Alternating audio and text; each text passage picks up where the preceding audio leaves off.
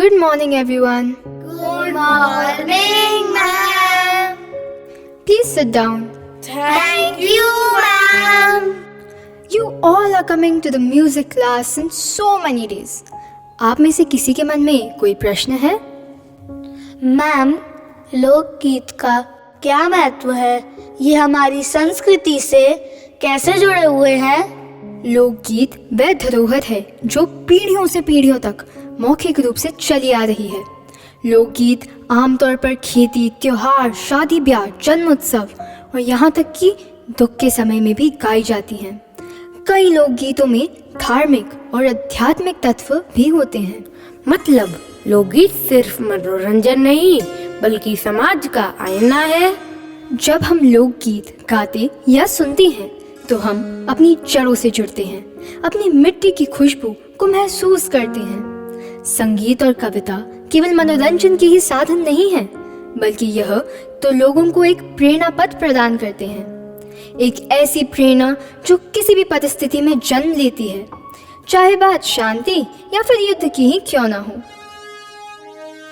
शांति से याद आया ग्वालियर के सुपुत्र महान सरोद वादक उस्ताद अमजद अली खान, जिन्होंने अपने पुत्र अयान अली खान और अमान अली खान के साथ 2014 में नोबेल पीस प्राइज कॉन्सर्ट में राग फॉर पीस का प्रदर्शन किया था। चलो आज वही राग सीखते हैं।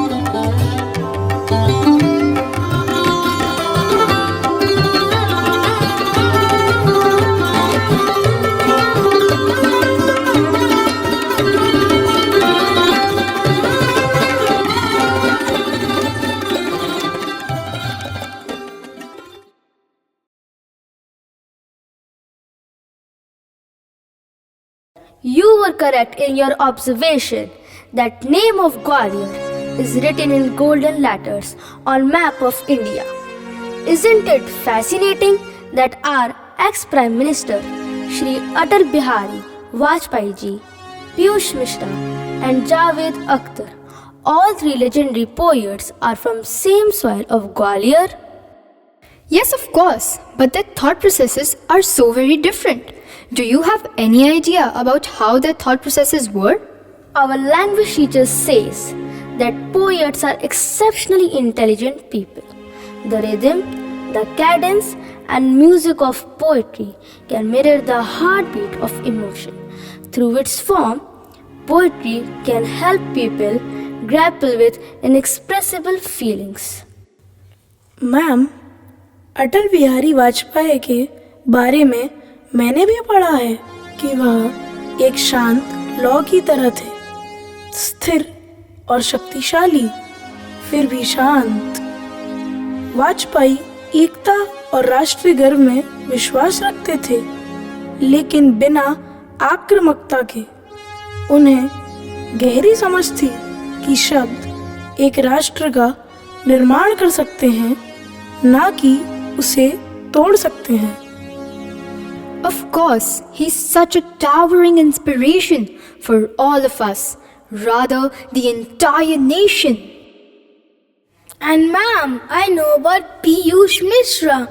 His songs are full of raw emotion. His work feels almost rebellious, as if he's calling out to all the problems in society and demanding change. His lyrical poetry finds a whole new genre in Indian music, like blend of rap. और वहीं जावेद अख्तर सामाजिक न्याय के मुद्दों को सहानुभूति और समझदारी के साथ व्यक्त करते हैं। उनके गाने और कविताएं दूरियों को पाटने की बात करते हैं, फिर चाहे वे सांस्कृतिक हों, सामाजिक हों या व्यक्तिगत। Gwalior's soil may be the same, but each one of them was shaped by different eras, influences, and personal journeys. संगीत की दुनिया में ग्वालियर का योगदान का वर्णन करना असंभव है। 15वीं सदी से लेकर आज तक संगीत की दुनिया में ग्वालियर की छाप अमिट है। चलिए आज इसी पर एक कविता सुनते हैं।